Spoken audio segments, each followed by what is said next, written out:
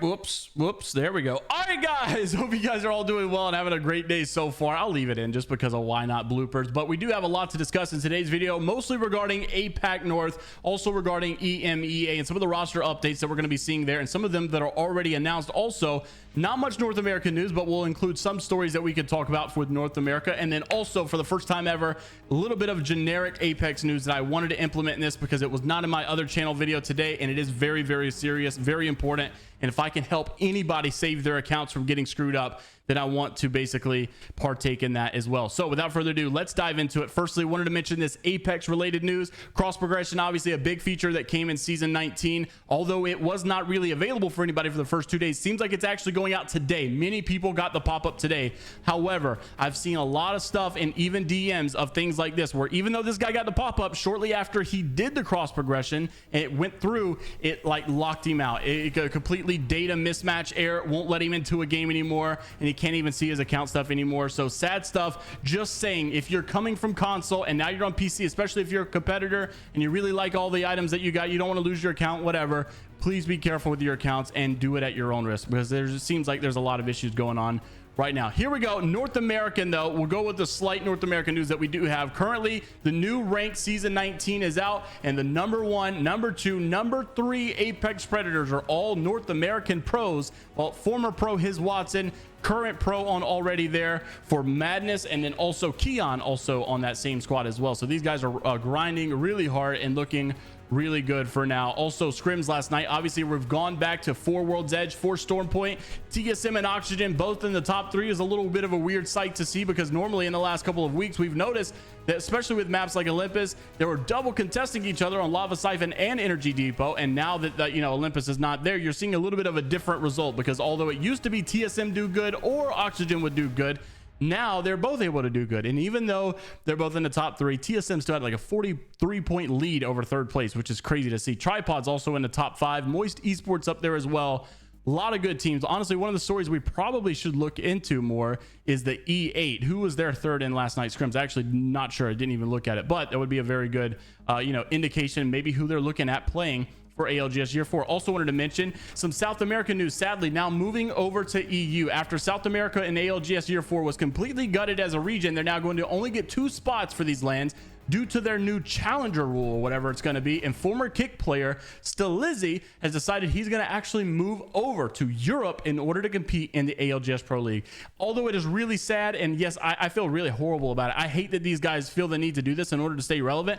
I also think that the EU scene is a very good scene to get into, because you're going to, I'm not trying to, hate on the EMEA scene. I'm really not, but it is probably the easier scene to go through as of now. Maybe even Apacks South, now that you also have Moist out of there. Dark Zero and Moist out of Apacks South, that would have been a good region to go to also. But EU is also a very cheap scene. It's very easy to get into the scene, especially even orgs trying to, maybe buy some of these teams for, representation at LANs.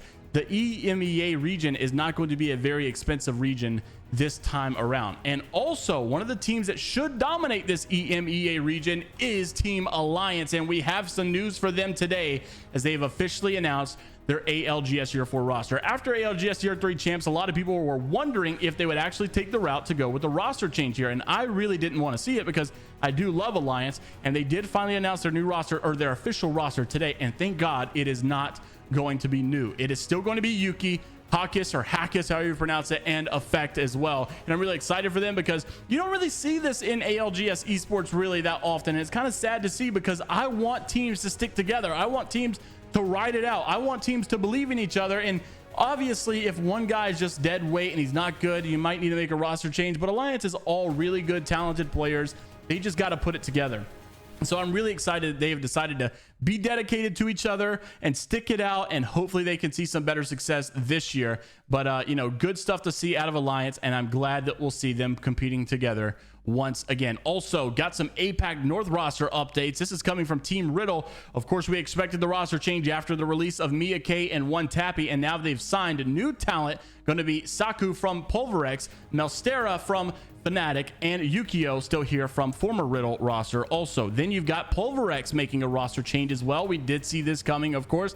F-Chan now going to be teaming up with Lavetti and Hammer Drill. Hammer Drill obviously from FC Destroy and Lavetti from Fanatic. Not sure if this is 100% true, but apparently Lavetti's controller settings, he plays on 6-1, and I don't know if it's linear or classic, but 6-1 sensitivity is probably the craziest sensitivity you could possibly run in Apex. And I mean, that's what his Liquipedia page says. And if that's true, holy crap, that guy's on absolutely something weird. But anyways, this roster should look really good. In my opinion, just on paper, I cannot tell who is winning in APAC North. I mean, all these rosters seemingly got better. I feel like Riddle is now better. I feel like PULVERX is now better. And I feel like the, possible Fanatic roster could be better because it seems like, they're probably one of the more prominent organizations over in that region.